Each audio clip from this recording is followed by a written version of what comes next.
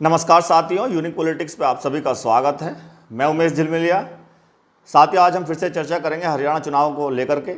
आप सभी जानते हैं कि 1 अक्टूबर में मतदान होना था और 4 तारीख में परिणाम आते, लेकिन उस डेट को चेंज कर दिया है। अब 5 तारीख में मतदान होगा और 8 तारीख में परिणाम आएंगे। तो जैसा कि आप सभी जानते हैं कि सबसे पहले वहाँ पे इनेलो और बसपा का गठबंधन हुआ और बसपा पहले ही बोल चुकी है कि जो एनडीए या इंडिया गठबंधन के साथ होंगे, हम उनके साथ गठबंधन नहीं करेंगे। तो बसपा का, इनेलो का वहाँ गठबंधन है। 37 और 53 सीटों का ये गठबंधन हुआ। उसके बाद चंद्रशेखर आज़ाद जेजेपी के साथ उन्होंने गठबंधन किया। अभी हाल फिलहाल ही जेजेपी पूरे 5 साल तक, लगभग 5 साल तक ही वो गठबंधन में रही। 10 सीटें थी तो बीजेपी के साथ वो गठबंधन में थी और गठबंधन उधर से तोड़ा। तो अब चंद्रशेखर आज़ाद उनके साथ हो गए हैं, क्योंकि कहीं शायद उनको नहीं मिल रहा कि कोई गठबंधन उनके साथ करेगा, क्योंकि बसपा पहले ही इनेलो के साथ गठबंधन कर चुकी है। तो वहाँ पे चंद्रशेखर ने जेजेपी के साथ गठबंधन किया है और बीजेपी और कांग्रेस, एनडीए और इंडिया दोनों जो गठबंधन लड़ रहे हैं, वहाँ पे आम आदमी पार्टी भी गठबंधन में है। तो बताया ये जा रहा है कि अब सबसे ज़्यादा नुकसान वहाँ बीजेपी को होने वाला है। सर्वे भी शुरू हो गए हैं, गांव-गांव जाकर लोग पूछ रहे हैं कि किसकी सरकार आ सकती है, कौन जीत सकता है वहाँ पर। तो बीजेपी को नुकसान देखने को सबसे ज़्यादा मिल रहा है।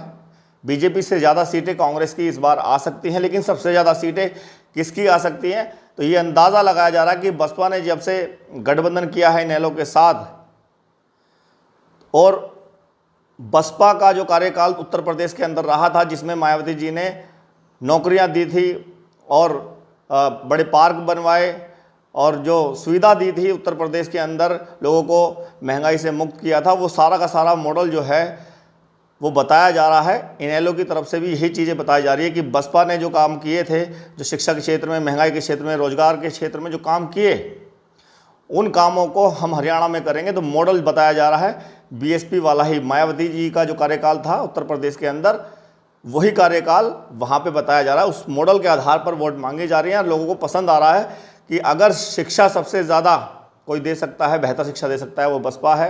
रोजगार कोई दे सकता है तो वो बसपा है।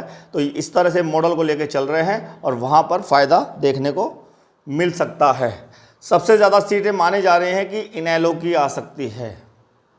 53 सीटें हैं गठबंधन से, 37 बीएसपी के पास है।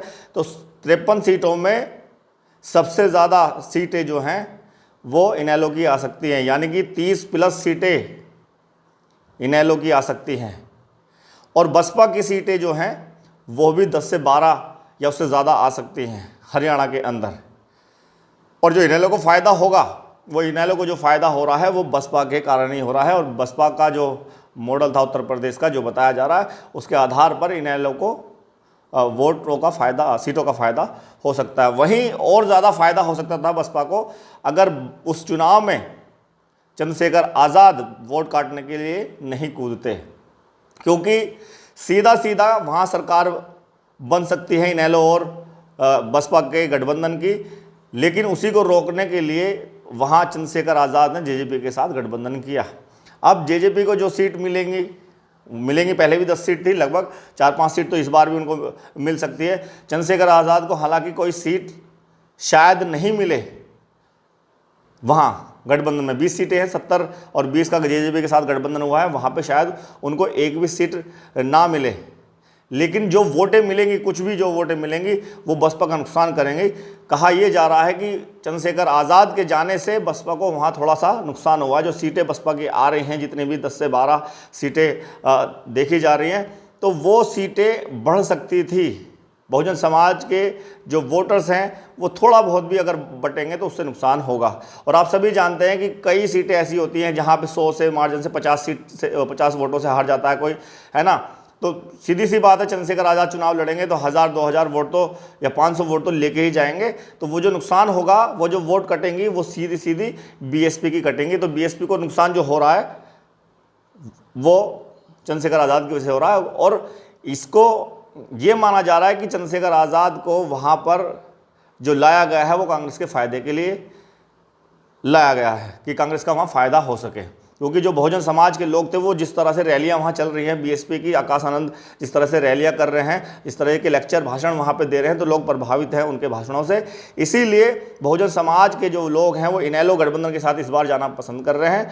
और उसी को रोकने के लिए, क्योंकि कांग्रेस जिस तरह से अपना प्रभाव बनाने की कोशिश कर रही है, और हमने बताया कि बीजेपी को अब की बार तगड़ा नुकसान वहाँ हो सकता है हरियाणा के अंदर, और फ़ायदा बीजेपी से ज़्यादा कांग्रेस को हो सकता है। लेकिन कांग्रेस अपने सहयोगी दलों के साथ भी इतनी सीटें नहीं ला सकती जितनी बसपा इनेलो का गठबंधन ला रहा है। तो बसपा को रोकने के लिए, वोट काटने के लिए चंद्रशेखर आज़ाद को लाया गया है। और ये माना जा रहा है कि जेजेपी को तो कुछ फ़ायदा हो सकता है, लेकिन चंद्रशेखर आज़ाद को फ़ायदा नहीं होगा, बसपा को थोड़ा नुकसान हो सकता है। इनेलो को भी कह सकते हैं हम, क्योंकि इनेलो बसपा के गठबंधन में है, तो उनको भी नुकसान यहाँ पे हो सकता है। तो हरियाणा का माहौल इस तरह का चल रहा है कि वहाँ पर इस बार कोई भी फाइट में पूरी तरह से एक तरफा नहीं है। जैसे पिछली बार जो चुनाव चल रहा था एनडीए और इंडिया, या कांग्रेस और बीजेपी वर्सेस चुनाव हरियाणा के अंदर ज़्यादातर होता रहा है, लेकिन इस बार का चुनाव ऐसा नहीं है। ना तो बीजेपी है, ना कांग्रेस है, और ना ही इनेलो गठबंधन बसपा के साथ जो है वो भी पूरी तरह से हम कह नहीं सकते कि सरकार बना लेंगे। लेकिन मजबूती की बात करें तो मजबूती जो नज़र आ रही है वो बसपा इनेलो की वहाँ पर हरियाणा के अंदर आ रही है।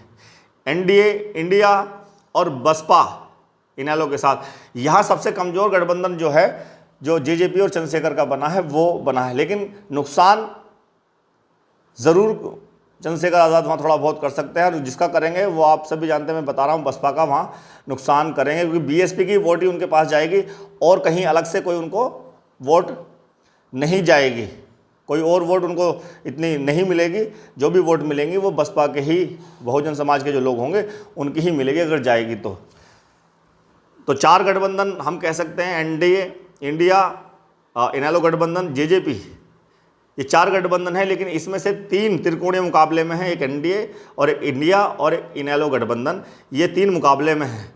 अब इन तीनों में मैं जेजेपी और चंद्रशेखर आज़ाद को छोड़ देता हूँ, इनको साइड कर देता हूँ, क्योंकि वो इतने मजबूत नहीं वहाँ हरियाणा में दिखाई दे रहे।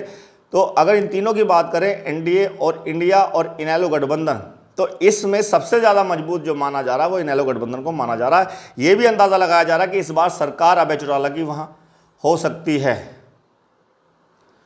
जो इनेलो गठबंधन से हैं उनकी सरकार वहाँ बन सकती है, और सबसे ज़्यादा सीटें इनेलो ले सकती है। बसपा को हम बोल रहे हैं कि 10 से 12 या 8 से 10 इतनी सीटें बसपा को मिल सकती हैं 37 सीटों में, लेकिन अभय चौटाला जी को या इनेलो को बहुत बढ़िया फ़ायदा वहाँ होते हुए दिख रहा है बीएसपी की वजह से। और माहौल बड़ा अच्छा है, जिस तरह से यूपी का मॉडल मायावती जी का कार्यकाल का वो बता रहे हैं, बेरोजगारी और शिक्षा और ये सारी चीज़ें, कानून व्यवस्था की बात वहाँ चल रही है, तो उस तरह की बात कर रहे हैं कि यही हरियाणा के अंदर होगा और सभी को रोज़गार मिलेगा, सब महंगाई से निजात होगी, तो शिक्षा के क्षेत्र में काम होंगे। इस तरह की जब वहाँ बातें की जा रही है तो लोग पसंद कर रहे हैं, क्योंकि अभी तक भाजपा सरकार में जो भी कुछ हुआ वहाँ उस चीज़ों से लोग सेटिस्फाइड नहीं हैं, वो चाह रहे हैं कि बदलाव हो। तो बीजेपी वहाँ कमज़ोर होती नज़र आ रही है, कांग्रेस उससे ज़्यादा सीट ले सकती है। बीजेपी 17 से 20 शायद सीटें ले ले वहाँ पे, और 20 से 21 लगभग इतनी ही कांग्रेस ले सकती है, लेकिन 1-2 ज़्यादा उनसे ले सकती है। लेकिन ज़्यादातर 90 सीटें हैं वहाँ पे, इनेलो सीट वहाँ ज़्यादा ले सकती है। तो गठबंधन जो मजबूत है वहाँ पे वो इनेलो गठबंधन है, और हो सकता है इस बार सरकार अभय चौटाला जी की बने, यानी कि इनेलो बसपा गठबंधन की सरकार वहाँ बने। बहुत बहुत धन्यवाद, नमस्कार।